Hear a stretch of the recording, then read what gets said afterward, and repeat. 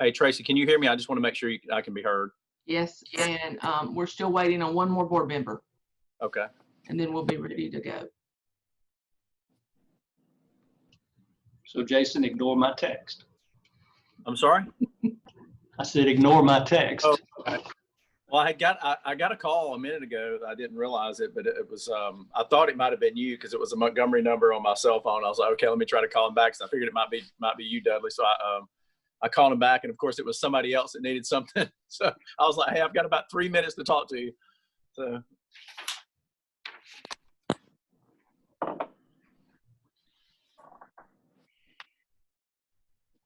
This technology is convenient, but sometimes it's nice to be away. Yeah. I had the same thing happen to me.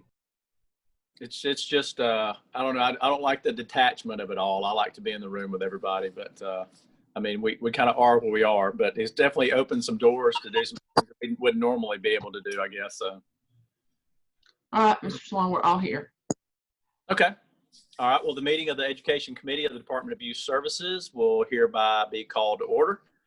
And if you will, as you notice, I did not do, or I did do, I had everything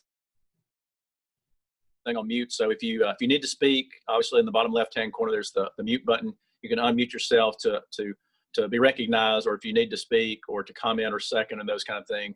And if you would, make sure that you mute yourself back just so we don't have any of the background noise. And I'm sure I'm not telling anybody anything they don't know after the 150 Zoom meetings we've all been on for the past 6 months due to COVID. Also, as you notice on the top right-hand corner, I see it on my screen. This meeting's being recorded, which will also be available to the public, and I believe that is on the DYS website. So please remember that this meeting's being recorded. Also, if you would please identify yourself. I mean, I know we kind of know each other, but just for those maybe watching recording, make sure that you identify yourself with your name and speak clearly as possible. And I'm trying to do the same myself. Are there any questions on any of that? Anybody have any questions or comments, or before we get the roll, call the roll? Okay. Well, seeing that, Dr. Smitherman, if you wouldn't mind, would you please call the roll? Sure. And also for the record, this is the Alabama Department of Youth Services Education Committee meeting being held on September the 25th at 9:30. Mr. Jason Swan. Present. Ms. Kim Hammock. Present. Mr. William McDowell. Here. Mr. Robert Duke. Present. Ms. Kay Bell. Here. Chairman, all of the members are present. Okay, thank you very much, and welcome everybody. And I guess at this time, since we have Superintendent Richardson on the line, I believe I would like to recognize him for his report. Is Raphael on the line with us? Good morning. Okay, good morning. Yes, can you hear me? Yes, sir. Good morning to everyone.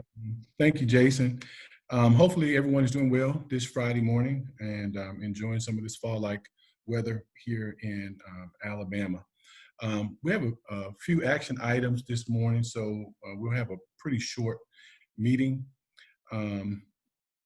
As it is, typically in August, September, we have to deal with personnel.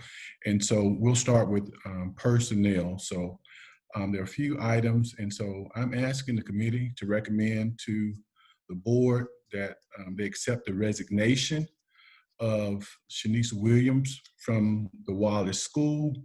And you can refer to your packet that was emailed to you, which is Appendix A.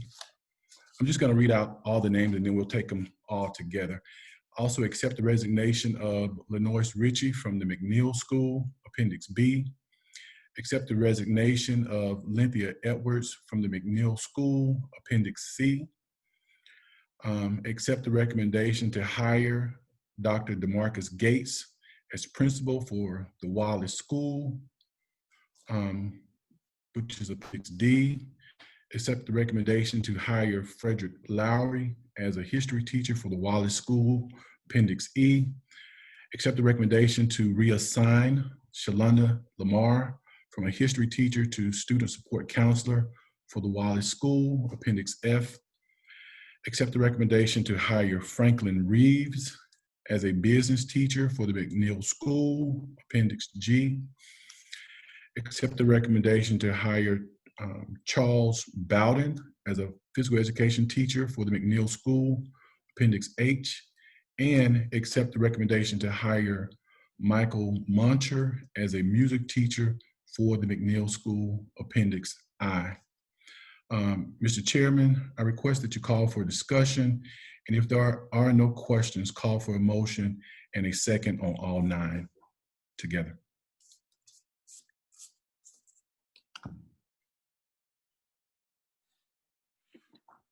You're muted. Jason, you're muted. Jason. Jason, you're muted. Okay, it took a little technical difficulties there, but I hope you were reading my lips like the karate movies there for a while, the Cobra Kai. So anyway, everybody's heard the recommendations by the Superintendent Richardson, the personnel recommendations. Does anybody have any objections while handling all these items as one? So that would be items A through I. And if so, do we have a motion to approve the personnel matters referenced by the superintendent? So moved, Bill McDowell. Okay, we have a motion by Bill McDowell. Do I have a second? Second, Bob Duke. Okay, a second by Mr. Duke. Is there any discussion? Seeing no discussion, are there any abstentions? Seeing no abstentions, are there any objections? Okay, seeing no objections, the personnel actions are unanimously approved, and appreciate everybody's work on that, and appreciate the superintendent going through each one of those personnel actions. And seeing as the superintendent is still recognized, is there any other business for the superintendent to discuss at this time? Yes, I'm asking the committee to recommend that the board approve the minutes from the June 12th, 2020 committee meeting. Okay. As far as the minutes go, everybody received a copy of the minutes in advance of this meeting via email. Are there any corrections or changes from the committee? Seeing none, or hearing no objections or no corrections, do I have a motion to approve the minutes? So moved, Bill McDowell. Okay, we have a motion, Mr. McDowell. Do I have a second? Second. Bob Duke, second. Okay, have a second from Mr. Dukes. Thank you very much. And do I need to actually call a roll, or are there any objections to? Okay, Dudley said I don't have to call a roll. So seeing no objections or no changes to the motion to adopt the minutes are hereby adopted. And Mr. Richardson, does that complete your report, or do you have anything else for the committee? Yeah, we do have some additional information that we like to share. These are non-action items. And so just like to cover about 3 things. One, I'd like to just share with the committee our reopening plans. As you all know, we were sidelined due to COVID back in March, but I would like to happily announce that schools officially reopened on September the 8th. That's at all 3 campuses, Mount Meigs, McNeil, as well as our Targa campus. Right now, we're running a Monday through Thursday instructional day, with Fridays being used for planning and preparation for our teachers. Both our students and our faculty seem to have made a wonderful transition back. The students are actually excited to be back in school.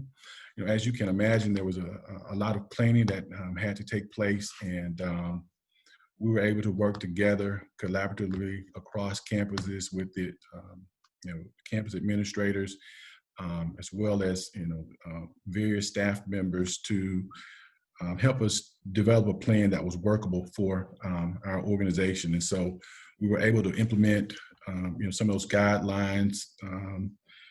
For example, the campus screening before staff members came onto the campus. We also implemented mandatory face coverings for our students.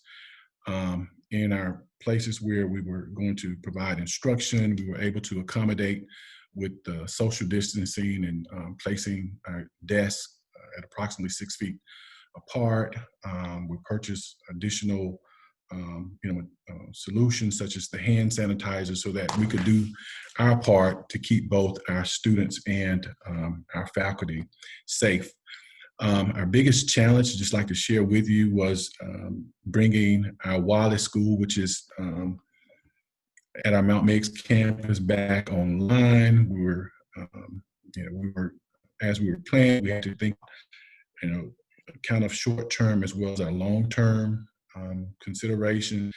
And given the fact that we're about to go through construction or reconstruction at this facility, it took some additional planning, but we have put together a plan that we think is going to work really well for us at this point in time. We've moved our teachers to the dormitories where they provide daily instruction. And we also repurposed a couple of classrooms down in our career tech complex to accommodate some additional classrooms. And so that's kind of addressing our school reopening plans. Just wanted to give a quick update on our GED program. We mentioned that at our last meeting. We're excited that we have, I'm not going to say a standalone, but we've been able to separate our GED program where those classes are being provided down in our CTE complex, and we have 2 teachers that we've assigned to work with our young men to help as many of them as we possibly can get their GED just by being intentional and focused on those efforts. And last, I'd just like to share with the committee that as a part of this planning, both short-term and long-term, we've had a number of technology upgrades. We've had the opportunity to purchase approximately 300 laptops. And for us, this gives us the opportunity to have a one-to-one initiative for our students. And so since I've been here, this is a first. And so that's a major milestone for us. And we're excited to have the technology to be able to kind of navigate through COVID and beyond. Additionally, as I mentioned, classrooms are now taking place in the dormitory. And so we've currently put in place wireless infrastructure in the dormitory so that instruction can take place and students and staff can use those laptops inside of the dormitory to give them wireless access. And so other than that, I think we've purchased some additional technology items such as Promethean boards, but that pretty much summarizes my report.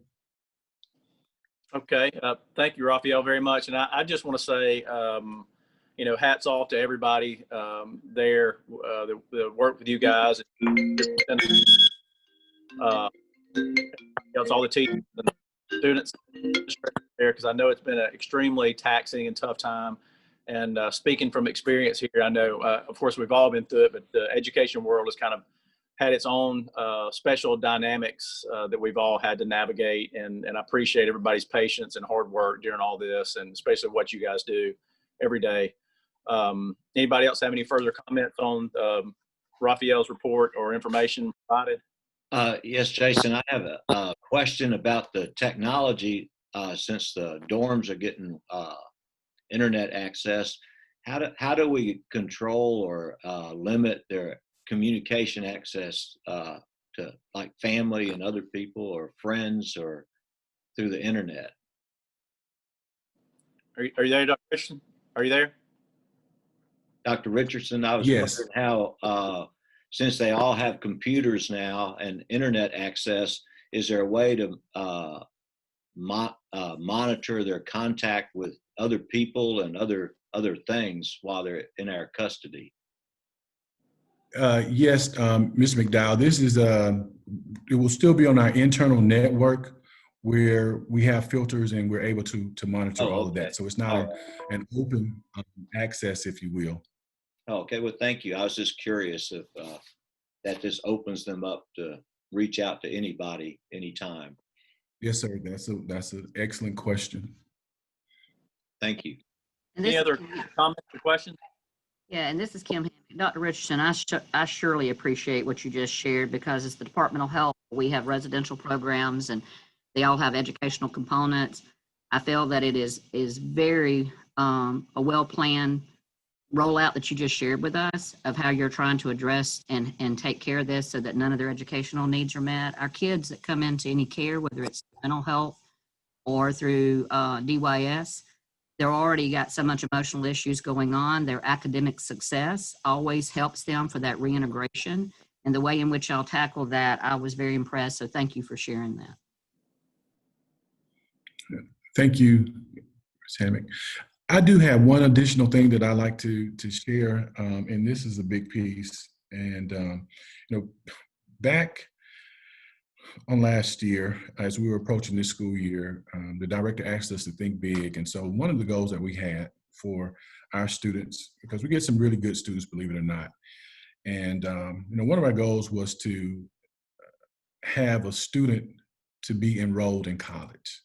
And so I'd like to share with the committee that we do have a young man who's with us, who's taking classes this semester at Alabama A&M. And so it took a lot of working together to make it happen, but we do have a student who is in our custody, and right now he's on target to begin earning college credits. And so hopefully, his time here, it's going to help put him in a better place once he exits our program. But I would like to share that with you all as well.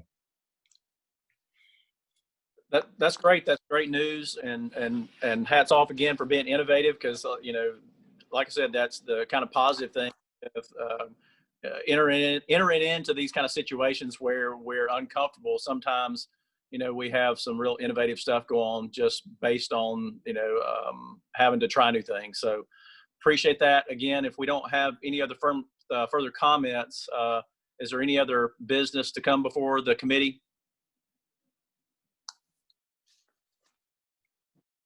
No. Any other last comments that anybody has? Point of personal privilege or anything? Okay. Well, hearing no further business, we will adjourn today's meeting of the Education Committee, and it is 9:47 on the 25th of September for Dr. Smitherman, just to make sure we got that ending time and date. So, Thank y'all very much. Thank you. Hey, Dudley, Yes. I may have to leave the board meeting about